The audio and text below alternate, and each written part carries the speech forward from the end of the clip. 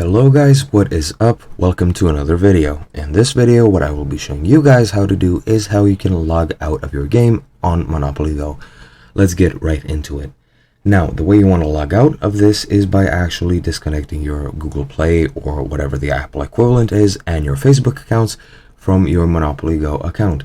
And you do this by going on the top right in the menu with the three horizontal bars, going into settings on the bottom and clicking on the green connect account button.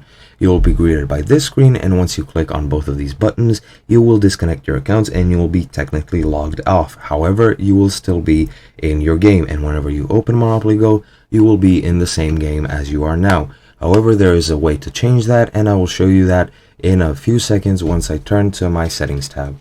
Alright, now that I am in my settings app on my phone, what I want to do is find the apps tab.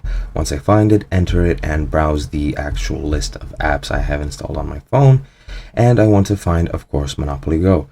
Once I enter this, I want to go to the storage tab, and once I do, I have the option of both clearing my cache memory and my data.